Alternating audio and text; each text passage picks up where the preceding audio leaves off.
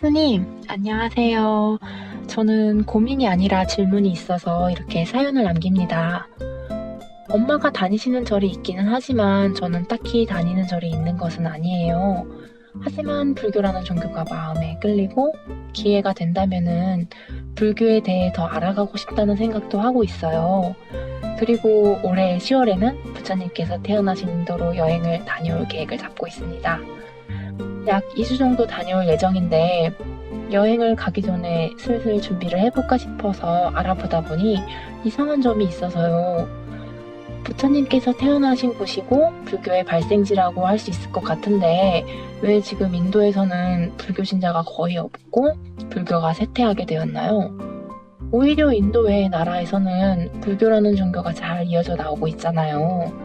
문득 의문이 들어서 스님께 여쭤봅니다.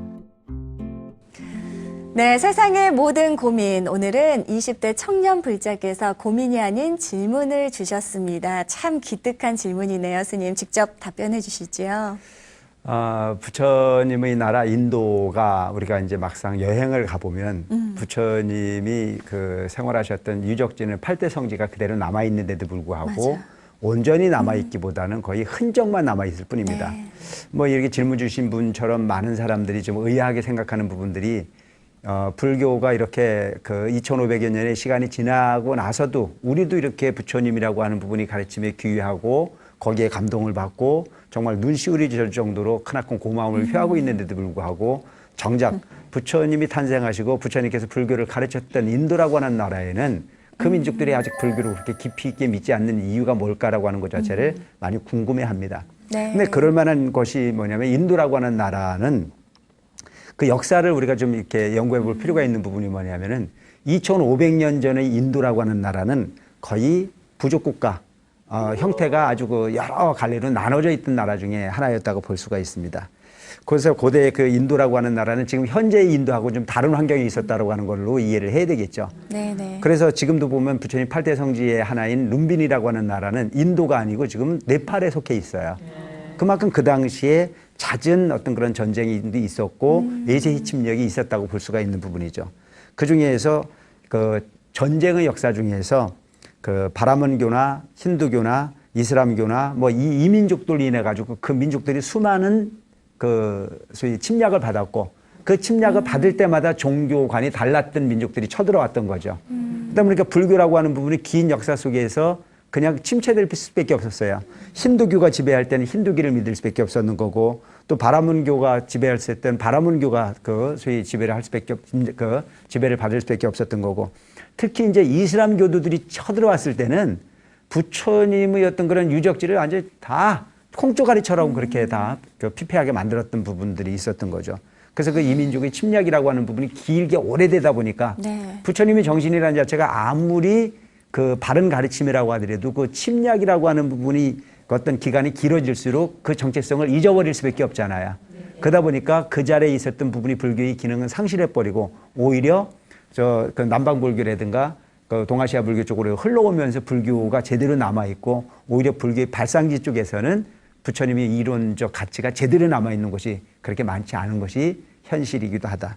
차라리 뭐 그렇다고 해서 이제 우리가 불교라고 하는 부분이 그럼 이민족의 침략이라고 하는 부분을 통해서 그렇게 기능을 상실할 수밖에 없었던 이유의 본질이 뭐냐라고 궁극적으로 따지고 들어가면 불교는 불살생을 강조하는 종교잖아요. 살아남기 위해서 항상 그 상대를 죽이거나 한 일이 없어요. 그래서 불교의 역사를 보면 한 번도 전쟁을 일으킨 역사가 없어요.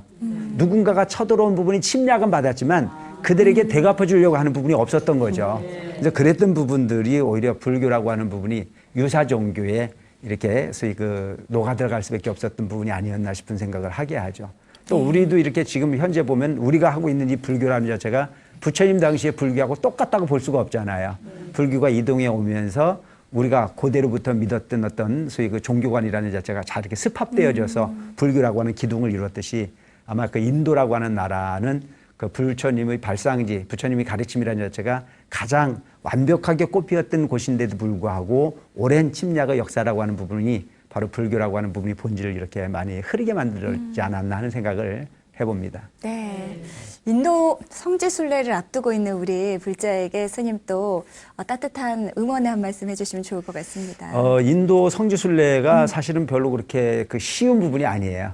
우리가 흔히 보면 이제 뭐 그 성지라고 하는 부분은 되게 그 다니는 것 자체가 좀 편안하지 않게 돼 있는 것이 현실이에요. 그래서 부처님 탄생하신 룸빈이라고 하는 곳에는 네팔이기 때문에 인도에서도 국경을 넘어가야 되는 일들이 생기는 부분이고, 또 부처님께서 그 깨달음을 얻으셨던 그 부다가야 같은 부분 뭐 이런 부분이 이동하는 여정 자체가 긴 시간을 요구를 합니다. 근데 지금은 길이 많이 좋아졌어요. 네. 옛날에 비포장 도로로 한 곳을 가려고 그러면 보통 뭐 열 몇 시간씩 차를 타고 가고 그랬었는데, 요즘에 이제 도로가 잘 뚫리고 그래서 아주 편안하게 여행을 할 수가 있을 거고, 단지 이제 음식 같은 부분이 우리 음식하고는 차이가 많이 있으니까 네네. 음식물 같은 부분에 많이 이제 조심을 해야 될 거라고 하는 생각을 합니다.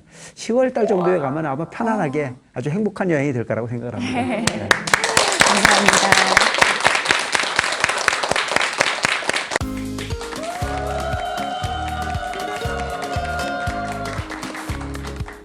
월터 스님과 함께하는 BTN 증문즉설 당신을 응원합니다.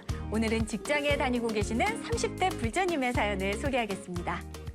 스님, 전 군대에서 불교와 인연을 맺어서 힘들 때마다 법당에서 기도하며 또 스님의 법문을 들으면서 어려움을 이겨냈습니다. 저의 고민은요, 이렇게 좋은 거 더 많은 사람들에게 알리고 싶은데 그 방법을 잘 모르겠다는 것입니다. 스님, 어떻게 하면 좋을까요? 아주 훌륭한 청년인 것 같아요. 네. 군대에서 만난 이 불심을 가지고 이제 제대 이후에도 주변의 누군가에게 불교를 가르치고자 또 알려주고자 해서는 그 마음이야말로 아주 훌륭한 불자의 마음가짐이 아닐까 싶은 생각을 합니다. 불교에서 이야기하고 있는 가르침 중에 육바라밀이 있죠.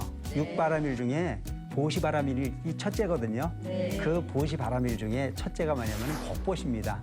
법보시는 바로 부처님의 진리를 모르는 사람에게 부처님의 진리를 가르쳐주는 행위를 우리가 법보시라고 얘기합니다. 법보시를 하는 방법 궁금하시죠? 네. 아주 쉽게 할 수 있는 방법이 있어요. 불교 텔레비전에 이 스티커를 준비를 했거든요. 이 스티커를 보면은 불교 텔레비전 채널이 쫙 나와 있습니다.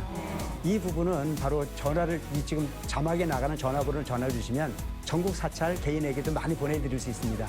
주변에 있는 많은 분들에게 이 스티커를 많이 나눠주시면 불교 텔레비전을 모르는 많은 불자들에게 불교 텔레비전과 인연을 맺게 할 거고, 그 인연을 통해서 법문을 듣다 보면 그것이야말로 가장 완벽한 법보시가 될 겁니다. 와, 그렇습니다. 지역마다 다른 우리 집 TV 채널 꼭 확인하셔서 자나깨나 부처님 가르침과 항상 함께 하시길 바랍니다.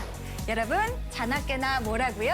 BTN! 네, 월터 스님과 함께하는 BTN 증문즉설 당신을 응원합니다.